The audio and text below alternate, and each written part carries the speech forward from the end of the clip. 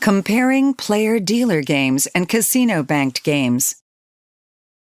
This video will demonstrate the operation of California cardroom player-dealer games and show how they differ from Nevada, New Jersey, and California tribal-banked games. In most legalized gaming, such as in Nevada and New Jersey casinos and California tribal casinos, the casino, commonly referred to as the house, banks the game. All of the players wager against the house. The house pays all winning wagers and collects all losing wagers.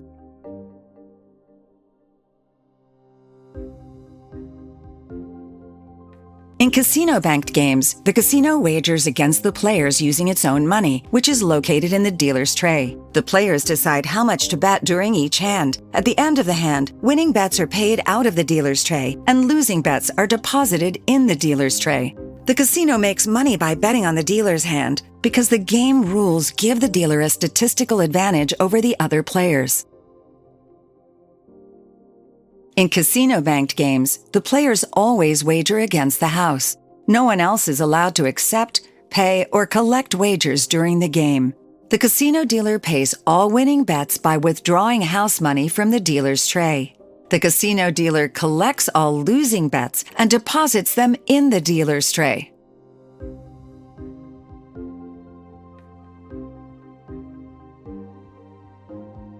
In California card rooms, unlike Nevada, New Jersey, and California tribal casinos, the card room does not participate in the game.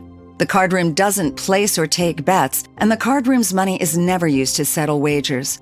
The card room dealer facilitates the game by distributing cards and chips to the players. However, the card room has no financial interest in the outcome of the game. Instead, it charges players fixed collection fees based on a fee schedule that is approved by the California Bureau of Gambling Control. The card room dealer collects fees from players before the start of each hand and drops them in a collection box attached to the gaming table. In card room games, the players bet against each other rather than against the house. In order for a hand to begin, one of the patrons of the table must accept the player-dealer position. All of the other players wager against whoever is occupying the player-dealer position during that particular hand. At the start of each hand, the acting player-dealer selects a specific amount of chips to wager against the other players. The player-dealer is not obligated to bet enough to cover wagers from other players and cannot change her wager once the cards are dealt.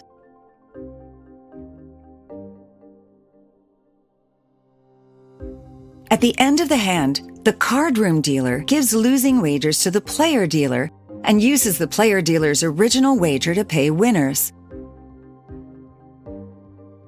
Let's review these two betting formats. In casino-banked games, the players wager against the house. All player wagers are settled using the casino's money, which is located in the dealer's tray. Meanwhile, in the card room player-dealer games, the card room does not pay or collect wagers. The players wager against each other. If there are insufficient funds to cover any wagers, those wagers are returned to the player and go unsatisfied.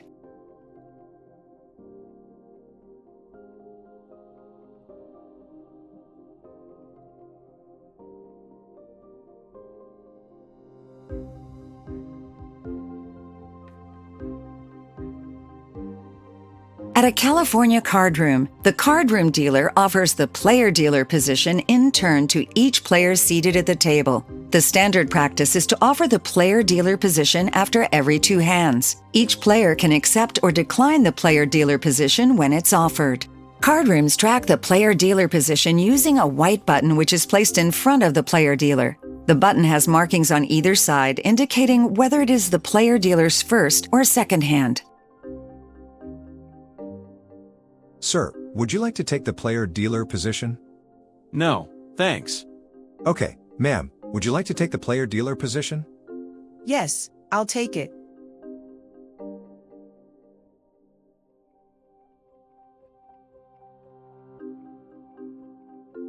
In California card rooms, the player-dealer position is offered to the players in turn after every 2 hands. Each player has the opportunity to be the player-dealer for 2 hands before the position is offered to the next player. No player can prevent another player from taking the position.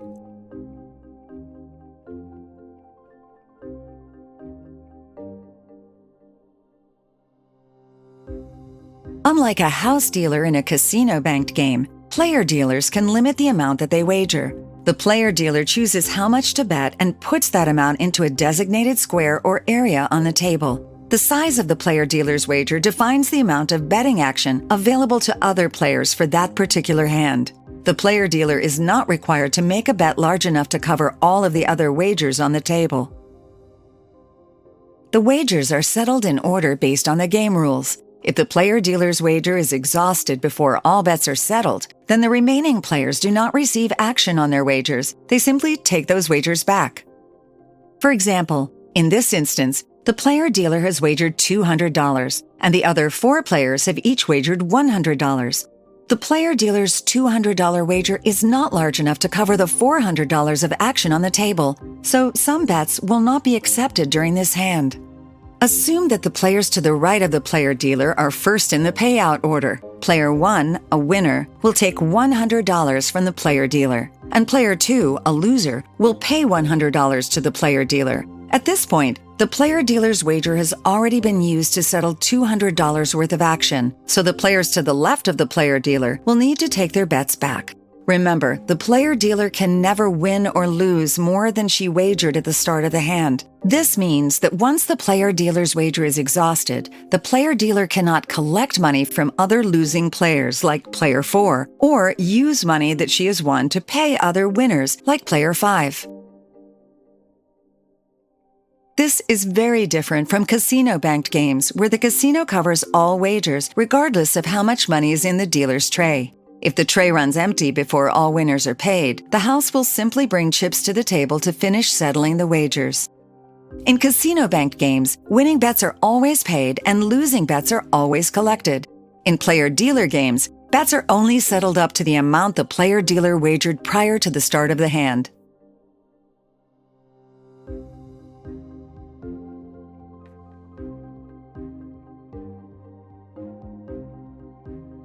Under California law, any player can wager behind the player dealer's wager. If the player dealer wagers a certain amount, let's say $200, another player can go behind the player dealer and wager an additional amount, increasing the total amount of action available to other players during that hand. This is called a backline wager. Backline wagers give players the opportunity to cover some or all of the bets that are left over after the player dealer's wager is exhausted. Here, for example, 4 players have each bet $100 against the player dealer. Presuming the players on the right are first in the payout order, the player dealer's $200 wager will be used to cover the bets by players 1 and 2. The $200 backline wager will be used to cover the remaining bets by players 4 and 5. The ability to place backline wagers is another distinguishing feature of player-dealer games. In casino-banked games, the house takes on all of the players and is the only source of game funds. In cardroom player-dealer games, the source of funds depends on who is betting on the player-dealer position during a given hand. Backline wagers enable 2 or more players to bet on the player-dealer position at the very same time. Note that backline wagers aren't always tied to the player-dealer's hand. Players can also stand behind a player who is not the player-dealer and bet on that player's hand. Players sometimes opt for this kind of backline wager if they think that another player is on a lucky streak. This is why cardroom tables have several betting circles for each position.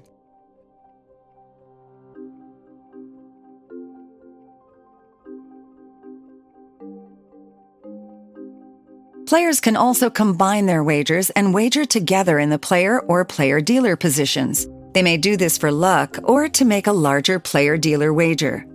In this scenario, players 3 and 4 have each contributed $200 to bet a total of $400 on the player-dealer hand.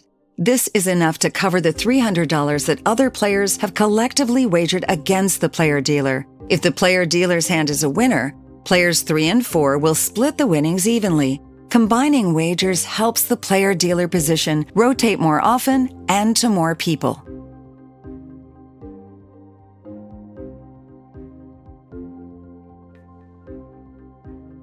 Sometimes players will also bet directly against each other. A player can make a direct bet by placing a wager behind the player-dealer or another player with a special marker indicating that the wager is specific to another player at the table.